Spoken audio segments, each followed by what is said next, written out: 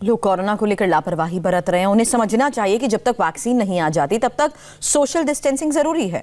हम आपको दुनिया भर में कोरोना वैक्सीन पर चल रही रिसर्च की सबसे ऑथेंटिक रिपोर्ट अब दिखाते हैं। दावा किया जा रहा है कि वायरस को रोकने वाली वैक्सीन अगले साल 2021 की शुरुआत में आ सकती है। फाइजर कंपनी ने कहा है कि उनकी वैक्सीन 95% इफेक्टिव है। सवाल यह है कि जितनी भी वैक्सीन इस वक्त फाइनल स्टेज में है, क्या वो हर हिंदुस्तानी तक आसानी से पहुंच सकेंगी? इस रिपोर्ट को देखेंगे तो हर सवाल का जवाब मिलेगा।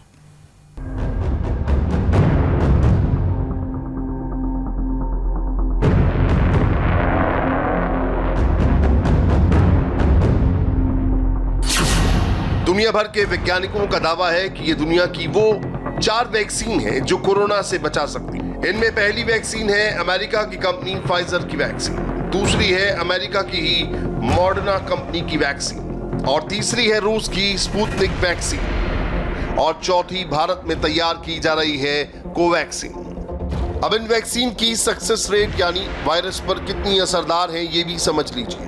फाइजर वैक्सीन को बनाने वाले वैज्ञानिकों का दावा है कि कोरोना वायरस पर 95% कारगर है, जबकि मॉडर्ना अपनी वैक्सीन पर 94.5% प्रभावी होने का दावा करती है।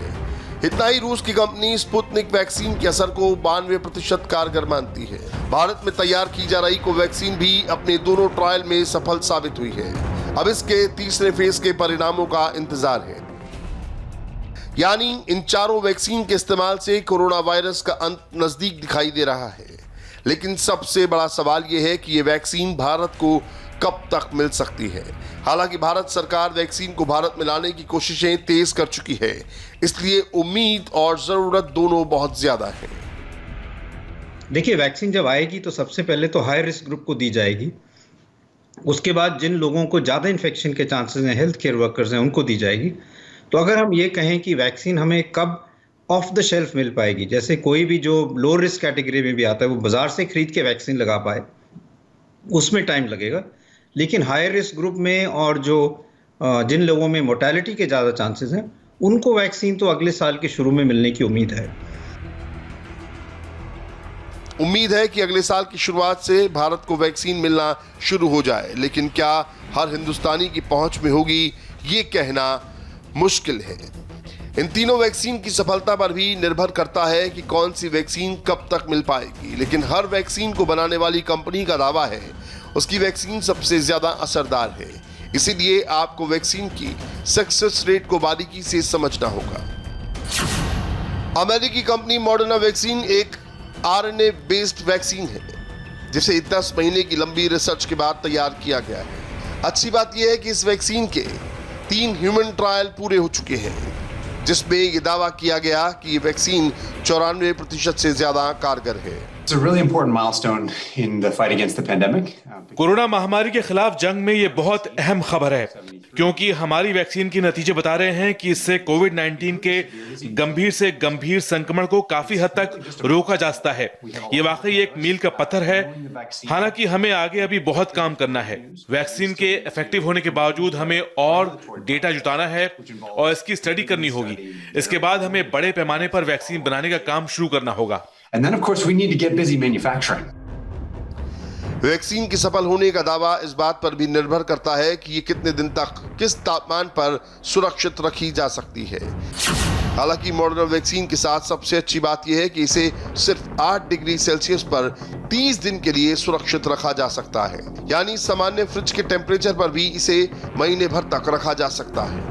सामान्य रूम टेम्परेचर पर यह वैक्सीन 24 घंटे तक सुरक्षित रह सकती है, जबकि दूसरी ओर फाइजर कंपनी की वैक्सीन 6 महीने तक स्टोर करने के लिए -70 डिग्री टेम्परेचर करना होगा। इसके प्रोडक्शन में तापमान को लेकर ये मुश्किल ही सबसे बड़ी मुश्किल बन रही है। हालांकि वैज्ञानिकों का दावा है कि वायरस से सुरक्षा देने में ये दोनों वैक्सीन बहुत हद तक कारगर हैं। मैं ये कहूँगा कि ये एक बहुत अच्छी न्यूज़ है, क्योंकि इसका ये मतलब है कि जो वैक्सीन बन रही हैं वो इफ़ेक्टिव वैक्सीन्स हैं। और ये सारे वैक्सीन डेवलपमेंट में एक पॉजिटिव न्यूज़ है कि जो जो लोग वैक्सीन बना रहे हैं उनको ये इन्फॉर्मेशन अब मिल रही है कि हमारी वैक्सीन कामयाब होने के चांसेस ज़्यादा हैं। और दूसरा चीज़ कि वायरस में इतना चेंज नहीं आया कि वैक्सीन असर कम करे, और जो रिसर्च हो रही है वो वैक्सीन की जो डायरेक्शन है वो ठीक चल रही है। तो उम्मीद यही है कि जो हमारे यहाँ भी वैक्सीन आएगी वो भी जो एफिकेसी उसकी अच्छी होगी और इससे पैंडेमिक कंट्रोल में हमें काफ़ी हद तक राहत मिलेगी। कोवैक्सीन जो है उसकी भी इंफॉर्मेशन अभी तक अच्छी है। उम्मीद यही है कि वो वैक्सीन भी हमें अच्छी एफिकेसी देगी। अभी तक डेटा जो आया है वो काफ़ी इनकरेजिंग है। भारत में वैक्सीन के आने को लेकर अगले साल का वक्त दिया जा रहा है। इसके लिए 2 अमेरिकी और एक ब्रिटिश कंपनी से बातचीत जारी है, जिसके तहत ऑक्सफोर्ड, फाइजर और मॉडर्ना की वैक्सीन से प्रोडक्शन लेवल पर साझेदारी हो सकती है। लेकिन भारत की अपनी वैक्सीन भी कारगर होने के कगार पर पहुंच चुकी है। भारत की अपनी कोरोना वैक्सीन कोवैक्सीन का ट्रायल तीसरे चरण में पहुंच चुका है। इस वैक्सीन का पहला और दूसरा फेज सफल रहा, जबकि तीसरे फेज के सफल होने की उम्मीद भी बहुत ज्यादा है। कोवैक्सीन की फ्लो अप स्टडी चल रही है। अगर सब कुछ ठीक रहा तो अगले साल फरवरी-मार्च में टीका आने की संभावना है। कुल मिलाकर वैक्सीन के इंतजार की बात की जाए तो 2021 कोरोना वायरस पर भारी पड़ सकता है, क्योंकि इन चारों वैक्सीन के आने की संभावना अगले साल में पूरी होती दिखाई दे रही है। उम्मीद है वैक्सीन आने के बाद कोरोना से मौत की बढ़ती संख्या को रोका जा सकता है, लेकिन तब तक आपको अपने स्तर पर ही वायरस से बचकर रहना होगा। इसलिए वैक्सीन आने तक वो सारी सावधानियां रखिए जिससे वायरस को रोका जा सके। कोरोना की वैक्सीन की न्यूज़ तो आपने देखी, लेकिन जब ये वैक्सीन भारत में आएगी तो उसे लगाने का क्या सिस्टम होगा, जानेंगे ब्रेक के बाद।